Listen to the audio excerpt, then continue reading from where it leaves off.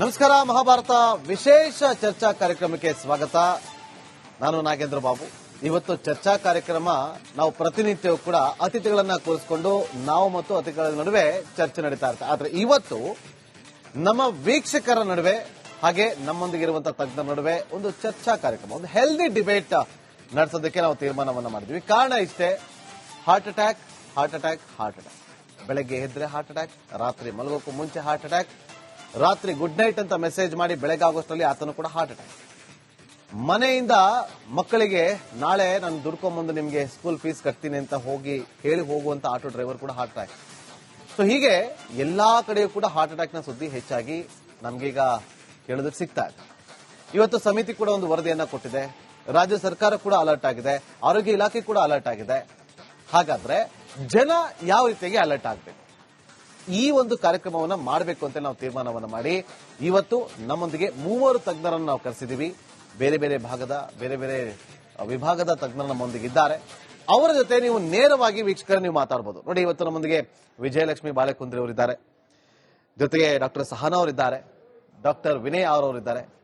ಮೂವರಿಗೂ ಕೂಡ ವೀಕ್ಷಕರೇ ನೀವು ಈಗಲೇ ತಕ್ಷಣಕ್ಕೆ ಕರೆ ಮಾಡಿ ಮಾತಾಡಬಹುದು. ನಮ್ಮ ತಜ್ಞರು ನಿಮ್ಗೆ ಏನೇ ಡೌಟ್ ಇರುತ್ತೆ. ನೋಡಿ, ಈಗ ನಾನೊಬ್ಬ ಕಾಮನ್ ಮೆನ್ ಆಗಿ ನಾನು ಪ್ರಶ್ನೆ ಮಾಡೋದಾದ್ರೆ, ಈಗ ನಮ್ಮ ಮನೆಯಲ್ಲಿ ಒಬ್ರು ಹಿರಿಯರಿದ್ದಾರೆ, ಅವ್ರಿಗೆ ಇದೇನೋ ಕಾಣಿಸ್ಕೊಳ್ತಾ ಇರುತ್ತೆ, ಆಸ್ಪತ್ರೆಗೆ ಹೋಗ್ತೀವಿ, ಏನೂ ಇಲ್ಲ ಅಂತ ಹೇಳಿ ಕಳಿಸ್ತಾರೆ, ಆದ್ರೂ ಕೂಡ ಹಾರ್ಟ್ ಅಟ್ಯಾಕ್ ಇಂದ ಸತ್ತೋಗಿರ್ತಾರೆ. ನಾವ್ ಎಲ್ಲಿಗೆ ಇಡುವುದ್ರಿ ಅಂತೇಳಿ ನಾನು ಪ್ರಶ್ನೆನ ಮಾಡ್ತೀನಿ. ಈ ತರದ ಡೌಟ್ಗಳು ನಿಮ್ಮ ಮನೆಗಿರುತ್ತೆ. ಇವತ್ತು ಮಕ್ಕಳಿಗೆ ಸ್ಕೂಲಲ್ಲಿ ಜನರಲ್ ಆಗಿ ಚೆಕಪ್ ಅನ್ನ ಮಾಡ್ತಾರೆ, ಆದ್ರೂ ಕೂಡ ರಾಜ್ಯ ಸರ್ಕಾರಕ್ಕೆ ಈ ಒಂದು ಸಮಿತಿ ಒಂದು ಸಲಹೆ ಕೊಟ್ಟಿದೆ. 15 ವರ್ಷದ ಮಕ್ಕಳಿಗೆ ನೀವು ಶಾಲೆಯಲ್ಲಿ ಒಂದಷ್ಟು ಸ್ಕ್ಯಾನಿಂಗ್ ಅನ್ನ ಮಾಡುವ ಕೆಲಸವನ್ನ ಮಾಡಬೇಕು, ಅವರ ಮಾನಿಟರ್ ಮಾಡುವಂತ ಕೆಲಸವನ್ನ ಮಾಡಬೇಕು ಅಂತ ಹೇಳಿ ಸಲಹೆ ಕೊಟ್ಟಿದ್ದಾರೆ. ಹಾಗಾದ್ರೆ ನಮ್ಮ ಮಕ್ಕಳಿಗೆ ನಾವು ಸ್ಕೂಲಲ್ಲಿ ಮಾತ್ರ ಮಾಡಿಸ್ಬೇಕಾ ಅಥವಾ ಆಸ್ಪತ್ರೆಗೆ ಕರ್ಕೊಂಡು ಹೋಗ್ಬೇಕಾ? ನೋಡೋದಕ್ಕೆ ನಮ್ಮನೆ ಮಗ ಆರಾಮಾಗಿದ್ದಾನೆ, ದಷ್ಟಪುಷ್ಟವಾಗಿದ್ದಾನೆ, ಜಿಮ್ಗೆ ಹೋಗ್ತಾನೆ, ವರ್ಕೌಟ್ ಮಾಡ್ತಾನೆ, ಆದ್ರೂ ನೋಡಿದ್ರೆ ಆತನಿಗೆ ಹಾರ್ಟ್ ಅಟ್ಯಾಕ್ ಬರುತ್ತೆ. ಎಲ್ಲಿ ನಾವು ಎಡುತ್ತಾ ಇದೀವಿ? ಅಥವಾ ನಾವು ಜಾಗೃತರಾಗಬೇಕಾ ಅಥವಾ ನಾವು ಎಲ್ಲಿ ಎಚ್ಚೆತ್ಕೊಳ್ಬೇಕು? ನಮ್ಮ ಆಹಾರದ ಪದ್ಧತಿ ಹೇಗಿರಬೇಕು, ಪಥ್ಯ ಹೇಗಿರಬೇಕು, ನಮ್ಮ ಜೀವನ ಶೈಲಿ ಹೇಗಿರಬೇಕು? ನಿಮಗೆ ಏನೇ ಅನುಮಾನ ಇದ್ರೂ ಕೂಡ ನಮ್ಮೊಂದಿಗೆ 3 ಗಣ್ಯ ವ್ಯಕ್ತಿಗಳಿದ್ದಾರೆ, ತಜ್ಞರಿದ್ದಾರೆ. ನಿಮ್ಗೆ ಯಾವುದೇ ಒಂದು ಡೌಟ್, ನಿಮಗೆ ಹಾರ್ಟ್ನ ವಿಚಾರವಾಗಿ ನಿಮ್ಗೆ ಏನಾದ್ರು ಡೌಟ್ ಇದ್ರೆ ಬಾಳಕುಂದ್ರ ಮೇಡಮ್ ಇದ್ದಾರೆ, ಮಾತಾಡಿಸಬಹುದು. ನಿಮ್ಮ ಮನೆಯ ಮಕ್ಕಳ ವಿಚಾರವಾಗಿ ಏನಾದರೂ ಅನುಮಾನಗಳಿದ್ರೆ ಸಹನಾ ಮೇಡಮ್ ಇದ್ದಾರೆ, ಅವನು ನೀವು ಪ್ರಶ್ನೆಯನ್ನ ಮಾಡಬಹುದು. ನೇರವಾಗಿ ಅವರಿಗೆ ಕರೆ ಮಾಡಿ. ಡಾಕ್ಟರ್ ವಿನಯ್ ಇದ್ದಾರೆ, ಜನರಲ್ ಫಿಸಿಯೋಥೆರಪಿ. ಏನೇ ವಿಚಾರವಾಗಿ ಕೇಳಿದ್ರು ಕೂಡ ವಿನಯ್ ಸರ್ನ ನೀವು ಫಿಸಿಷಿಯನ್ಗೆ ನೀವು ಕರೆ ಮಾಡಿ ಕೇಳಬಹುದು. ವೀಕ್ಷಕರ ಒಂದು ವಿಚಾರ, ನನಗೆ ಯಾರೋ ಡೌಟ್ ಬಂತವ್ರು ನಾನು ಡಾಕ್ಟರ್ ವಿನಯ್ ಅವರಿಗೆ ನಾನು ಫೋನ್ ಮಾಡೋದು ತಕ್ಷಣ. ವೀಕ್ಷಕರ ರೆಡಿಯಾಗಿ ಕರೆ ಮಾಡೋದಕ್ಕೆ ಒಂದು ಬ್ರೇಕಿಂಗ್ ಇದೆ. ಬ್ರೇಕಿಂಗ್ ಇಂದ ಬಂದಾದ್ಮೇಲೆ ನಿಮ್ಮ ಕರೆಗಳನ್ನ ನಾವು ಸ್ವೀಕಾರ ಮಾಡ್ತೀವಿ.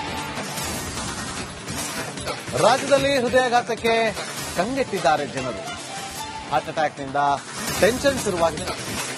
ಪ್ರತಿಯೊಬ್ಬರಲ್ಲೂ ಕೂಡ ಟೆನ್ಷನ್ ಇದ್ದೇ ಇದೆ. ಕೋವಿಡ್ ನಿಂದ ಹೃದಯಾಘಾತವಾಯ್ತಾ ಇಲ್ವಾ? ನಾವು ಕೋವಿಡ್ ವ್ಯಾಕ್ಸಿನ್ ತಗೊಂಡಿದ್ವಿ, ಇದರಿಂದನೇ ಆಗ್ತಾ ಇದೆ ಅಂತೇಳಿ ಸಿದ್ದರಾಮಯ್ಯ ಅವರು ಟ್ವೀಟ್ ಮಾಡ್ಬಿಟ್ಟವ್ರೆ. ಇಲ್ಲ, ಹಾರ್ಟ್ ಅಟ್ಯಾಕ್ಗೆ ಅಧ್ಯಯನ ವರದಿ ಸಲ್ಲಿಕೆ ಆಗಿದೆ. ಜನರು ಭಯ ಪಡುವಂತ ಪ್ರಮೇಯಕ್ಕೆ ಹೋಗೋದು ಬೇಡ. ನಾವೆಲ್ಲರೂ ಕೂಡ ಸೇಫ್ ಆಗಿದ್ದೀವಿ. ಕೋವಿಡ್ ನಿಂದ ನಮಗೆ ಹೃದಯಾಘಾತ ಸಂಭವಿಸ್ತಾ ಇಲ್ಲ. ಹಾಗಾದ್ರೆ ಹೇಗೆ ಹೃದಯಾಘಾತ ಸಂಭವಿಸುತ್ತೆ? ಕಾರಣಗಳೇನಿರ್ಬೋದು? ಅದೇನು ಹೇಳಿ ಕೇಳಿ ಬರುವಂತದ್ದಲ್ಲ, ಆದ್ರೆ ಒಂದಷ್ಟು ಮುನ್ಸೂಚನೆ ಅಂತ ಸಿಗುತ್ತೆ. ನಮ್ಮ ಆರೋಗ್ಯದಲ್ಲಿ, ನಮ್ಮ ದೇಹದಲ್ಲಿ ಕೆಲವೊಂದಷ್ಟು ವ್ಯತ್ಯಾಸಗಳು ಕಂಡು ಬರ್ತದೆ. ಅದು ನಮಗೆ ಹೇಗೆ ಗೊತ್ತಾಗುತ್ತೆ ಇದು ಹಾರ್ಟ್ ಅಟ್ಯಾಕ್ ನ ಮುನ್ಸೂಚನೆ ಅನ್ನೋದು? ನಿಮ್ಗೆ ಗೊತ್ತಾಗೋದಿಲ್ಲ. ಇವತ್ತು ನೋಡಿ, ಮುಂಚೆ ಎಲ್ಲ ಹಾರ್ಟ್ ಅಟ್ಯಾಕ್ ನಿಂದ ತುಂಬಾ ಜನ ಸಾಯ್ತಾ ಇದ್ರು, ಆದ್ರೆ ಗೊತ್ತಾಗ್ತಾ ಇಲ್ಲ. ಆದ್ರೆ ಈಗ ಅತಿ ಹೆಚ್ಚು ಸುದ್ದಿಗಳು ಹೊರ ಬರ್ತಾ ಇರೋದ್ರಿಂದ, ಒಂದೇ ಜಿಲ್ಲೆಯಲ್ಲಿ ಇಷ್ಟು ಜನ ಸಾಯ್ತಿದ್ದಾರೆ ಅನ್ನೋದಕ್ಕಿಂತ ಆ ಸುದ್ದಿಗಳು ಬರ್ತಿರೋದ್ರಿಂದ ಸ್ವಲ್ಪ ಜನ ಪ್ಯಾನಿಕ್ ಆಗಿದ್ದಾರೆ. ಆ ಪ್ಯಾನಿಕ್ ಇಂದ ಹೊರಗಡೆ ಬನ್ನಿ. ಆ ಪ್ಯಾನಿಕ್ ಇಂದ ನಿಮ್ಮನ್ನ ಹೊರಗಡೆ ಕರ್ಕೊಂಡ್ಬರುವ ಕೆಲಸವನ್ನ ನಾವು ಮಾಡ್ತಾ ಇದ್ವಿ. ಹಾಗಾಗಿ ನಮ್ಮೊಂದಿಗೆ ಇವತ್ತು 3 ತಜ್ಞರಿದ್ದಾರೆ. ನೋಡಿ, ತಾಂತ್ರಿಕ ಸಮಿತಿಯಿಂದ ಒಟ್ಟು 251 ಮಂದಿಯ ಅಧ್ಯಯನ ಆಗಿದೆ. ವಿವಿಧ ರೋಗಗಳಿಂದ ಬಳಲ್ತಾ ಇದ್ದಂತವರನ್ನ ಕರ್ಕೊಂಡು ಮುಂದೆ ಅವರನ್ನ ಅಧ್ಯಯನ ನಡೆಸಲಾಗಿದೆ. ಮಧುಮೇಹ 87 ಜನರು, ಹೈಪರ್ ಟೆನ್ಷನ್ 102 ಜನರು, ಕೊಲೆಸ್ಟ್ರಾಲ್ ಸಮಸ್ಯೆಯಿಂದ ಬಳಲ್ತಾ ಇದ್ದಂತ 35 ಜನ, ಧೂಮಪಾನದಿಂದ ಅತಿ ಹೆಚ್ಚು ಅದಕ್ಕೆ ಅಡಿಕ್ಟ್ ಆಗಿದ್ದವರು 111 ಜನ, ಕುಟುಂಬದಲ್ಲಿ ಹೃದಯ ರೋಗ ಇತಿಹಾಸ ಇರುವಂತವ್ರು 40 ಜನ, ಜೆನೆಟಿಕ್ ಅಂತ ಹೇಳ್ತೀವಲ್ಲ ಆ ತರ. ಸೊ ಒಟ್ಟು 251 ರೋಗಿಗಳ ಅಧ್ಯಯನ ಆಗಿದೆ. ಆ ಅಧ್ಯಯನದ ಇನ್ಸೈಡ್ ರಿಪೋರ್ಟ್ ಅಂದ್ರೆ ಇನ್ಸೈಡ್ ಮಾಹಿತಿ ಕೂಡ ರಿಪಬ್ಲಿಕ್ ಕನ್ನಡಕ್ಕೆ ಲಭ್ಯ ಆಗಿದೆ. ಸಮಿತಿಯನ್ನು ರಚನೆ ಆಗಿದ್ದು, ಸಮಿತಿ ಕೂಡ ಒಂದು ವರದಿಯನ್ನು ಕೊಟ್ಟಿದೆ. ನೋಡಿ, ಇವರ ಜೊತೆಯಲ್ಲಿ ಯಾವುದೇ ಅನುವಂಶೀಯ ಅಪಾಯ ಇಲ್ಲದವರು ಕೂಡ 77 ಜನರು ಇದ್ರು. ಆದ್ರೂ ಕೂಡ ವರದಿ ಕೊಟ್ಟಿದೆ, ಒಂದಷ್ಟು ಸಲಹೆಗಳನ್ನ ಕೂಡ ಕೊಟ್ಟಿದೆ. ಆ ಸಲಹೆ ಸರ್ಕಾರ ಕೊಟ್ಟಿದೆ, ಸರ್ಕಾರ ಪಾಲನೆ ಮಾಡಬೇಕು. ಹಾಗಾಗಿ ಆ ಒಂದು ವರದಿಯನ್ನು ಇಟ್ಕೊಂಡಿದ್ದೀವಿ ನಾವು. ನಮ್ಮ ಜೊತೆಗೆ ಮೂವರು ಆಲ್ರೆಡಿ ಹೇಳಿದೀನಿ ತಜ್ಞರಿದ್ದಾರೆ. ನೀವು ಕರೆ ಮಾಡಬಹುದು. ನೀವು ಕರೆ ಮಾಡೋರು ಕೂಡ ನಾನು ಮಾತಾಡ್ತಾ ಇರ್ತೀನಿ. ನನಗೊಂದಷ್ಟು ಅನುಮಾನಗಳಿದೆ, ನಾನು ಅವ್ರನ್ನ ಪ್ರಶ್ನೆ ಮಾಡ್ತೀನಿ. ನಾನು ನೇರವಾಗಿ ವಿಜಯಲಕ್ಷ್ಮಿ ಮೇಡಮ್ ಹತ್ರ ಹೋಗ್ತೀನಿ. ಮೇಡಮ್, ಈಗ ನಾನು ಆಫೀಸಿಗೆ ಬರ್ತಾ ಇದ್ದೀನಿ ಮೇಡಮ್. ಬೆಳಗ್ಗೆ ಎದ್ದೆ, ತಿಂಡಿ ತಿಂದೆ, ಚೆನ್ನಾಗಿದ್ದೆ, ಮನೇಲಿ ಚೆನ್ನಾಗಿದ್ದೆ, ಬಾಯ್ ಅಂತ ಹೇಳ್ಬಿಟ್ಟು ಬಂದೆ, ಕೆಲಸ ಮಾಡ್ತಾ ಇರ್ತೀನಿ, ಸಡನ್ ಆಗಿ ಎದೆನೋ ಬಂತು, ಏನ್ ಮಾಡ್ಬೇಕು ನಾವು? ಎದೆನೋವು ಬಂತು ಅಂದ್ರೆ ಯಾವಾಗ ಬಂತು ಅಂತ ಯೋಚನೆ ಮಾಡಬೇಕು. ಮೆಟ್ಲು ಹತ್ತಿದಾಗ, ಏರಿ ಹತ್ತಿದಾಗ, ಟೆನ್ಷನ್ ಆದಾಗ, ಸ್ಟ್ರೆಸ್ ಆದಾಗ ಎದೆನೋವು ಬಂದು ಸುಸ್ತಾಗಿ ಎದೆ ಡಬಡಬ ಅನ್ಕೊಂಡು ಎಡಗೈಗೆ ಕತ್ತಿಗೆ ಬಂದು ಕೂತ್ಕೊಂಡು ರೆಸ್ಟ್ ತಗೊಳ್ತಾ ಇದ್ದಂಗೆ ಅದು ಹೊರಟೋದ್ರೆ ಅದು ಎದೆನೋವು ಅಂದ್ರೆ ಹಾರ್ಟ್ದು ಅಂತ. ಅದಕ್ಕೆ ಅಂಜೈನಾ ಪೆಕ್ಟೋರಿಸ್ ಅಂತೀವಿ. ಆ ತರ ಇದ್ದವರು ತಕ್ಷಣಕ್ಕೆ ಹೋಗ್ಬಿಟ್ಟು ಟ್ರೆಡ್ಮಿಲ್ ಎಕ್ಸರ್ಸೈಸ್ ಟೆಸ್ಟ್, ಎಕೋಕಾರ್ಡಿಯೋಗ್ರಾಫಿ ಮಾಡಿಸ್ಕೊಳ್ಬೇಕು. ಇಲ್ಲಂದ್ರೆ ಬರೀ ಇಸಿಜಿ ತೆಗೆಸ್ಕೊಂಡ್ರೆ ಅದ್ರಲ್ಲಿ ಏನು ಗೊತ್ತಾಗೋದಿಲ್ಲ. ಬರೀ ಇಸಿಜಿ ಎಲ್ರು ಹೋಗಿ ಇಸಿಜಿ ತೆಗೆಸ್ಕೊತಾ ಇದ್ದಾರೆ, ಅದರಿಂದ ಪ್ರಯೋಜನ ಇಲ್ಲ. ಇಸಿಜಿ ಹಾರ್ಟ್ ಅಟ್ಯಾಕ್ ಬಂದು 1 ಗಂಟೆ ಮೇಲೆ ಇಸಿಜಿ ಚೇಂಜಸ್ ಬರುತ್ತೆ. ಅದ್ರ ಮೊದಲು ಎದೆನೋ ಬಂದಾಗ ಇಸಿಜಿ ತೆಗೆದ್ರು ಗೊತ್ತಾಗೋದಿಲ್ಲ, ಮಿಸ್ ಆಗಿ ಹೋಗ್ಬಿಡುತ್ತೆ. ಹಾಗಾಗಿ ಇದು ಮಾಡಬೇಕಾಗಿದ್ದು ರಿಸ್ಕ್ ಫ್ಯಾಕ್ಟರ್ಸ್ ಏನು ಅಂದ್ರೆ ಸೈಲೆಂಟ್ ಕಿಲ್ಲರ್ಸ್. ನಿಮಗೆ ಏನಾದ್ರೂ BP ಇದೆನಾ, ಶುಗರ್ ಇದೆನಾ, ಕೊಲೆಸ್ಟ್ರಾಲ್ ಇದೆನಾ, ಹೈಪೋಥೈರಾಯ್ಡಿಸಮ್ ಇದೆನಾ, ಇವೆಲ್ಲವನ್ನ ಪರೀಕ್ಷೆ ಮಾಡ್ಸಕ್ಕೆ ಲಿಪಿಡ್ ಪ್ರೊಫೈಲು, ಶುಗರ್ ಪ್ರೊಫೈಲು, ಇದು ಥೈರಾಯ್ಡ್ ಪ್ರೊಫೈಲು, ಕಿಡ್ನಿ ಪ್ರೊಫೈಲು, ಇಷ್ಟನ್ನ ಮಾಡಿಸ್ಕೊಂಡ್ಬಿಟ್ರೆ ಯಾವುದ್ರಲ್ಲಿ ತೊಂದರೆ ಇರುತ್ತೋ ಅದನ್ನ ಕಂಟ್ರೋಲ್ ಮಾಡ್ಕೊಂಡ್ರೆ heart attack whole body check ಮಾಡಿಸ್ಕೊಬೇಕು ಅಂತ ಅಲ್ಲ, ಹೋಲ್ ಬಾಡಿ ಅಂತಲ್ಲ, ಯಾವ್ಯಾವ್ದ್ರಿಂದ ಹೃದಯಕ್ಕೆ ತೊಂದರೆ ಆಗತ್ತಲ್ಲ ಅದನ್ನ. ಈಗ ಕೊಲೆಸ್ಟ್ರಾಲ್ ಜಾಸ್ತಿ ಇದ್ರೆ ಅದು ಕೊರೊನರಿಯಲ್ಲಿ ಡೆಪಾಸಿಟ್ ಆಗಿ ಹಾರ್ಟ್ ಅಟ್ಯಾಕ್ ಆಗುತ್ತೆ. ಡಯಾಬಿಟಿಸ್ ಇದ್ದವ್ರಿಗೆ 13% ಅಂದ್ರೆ ನಾರ್ಮಲ್ ಇದ್ದವ್ರಿಗಿಂತಲೂ 13% ಹೆಚ್ಚು ಅಂತ ಗೊತ್ತಿದೆ. ಅದರಲ್ಲೂ ಲೆಫ್ಟ್ ಮೇನ್ ಡಿಸೀಸ್ ಆಗಿ ಸಡನ್ ಸಾಯೋದು, ರಾತ್ರಿ ಮಲಗಿದಾಗ ಸಾಯೋದು ಡಯಾಬಿಟಿಸ್ ಅವ್ರಿಗೆ ಹೆಚ್ಚು. ಹಾಗಾಗಿ ಡಯಾಬಿಟಿಸ್ ಕಂಟ್ರೋಲ್ ಮಾಡ್ಕೊಳ್ಳೋದು ಬಹಳ ಮುಖ್ಯ.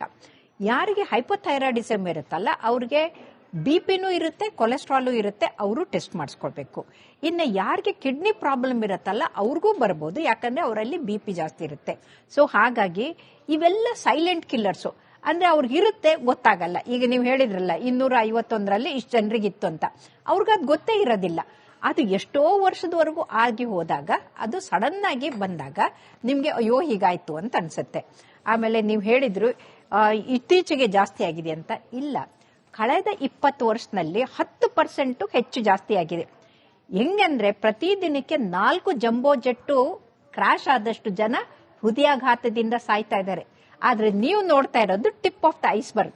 4 ಜನ ಸತ್ರು, 5 ಜನ ಸತ್ರು ಅಂತ ತೋರಿಸ್ತಾ ಇದ್ದೀವಿ. ಗೊತ್ತಾಗ್ತಿರೋದು ನಾವು ಮಾಡ್ತಾ ಇದ್ದೀವಿ, ನಮ್ಗೆ ಗೊತ್ತಿಲ್ಲ ಇನ್ನೂ ಜಾಸ್ತಿ ಬೇಕಾದಷ್ಟು ಜನ. ಅದೇ ಹೇಳ್ತಾ ಇರೋದು, 4 ಜಂಬೋ ಜೆಟ್ ಕ್ರಾಶ್ ಆದಷ್ಟು ಜನ ಪ್ರತಿದಿನ ಹೃದಯಾಘಾತದಿಂದ ಭಾರತದಲ್ಲಿ ಸಾಯ್ತಾ ಇದ್ದಾರೆ. ಸೊ ಇದಕ್ಕೆ ಕಾರಣ ಅಂತ ನಾವು ಡಿಸ್ಕಸ್ ಮಾಡೋಣ.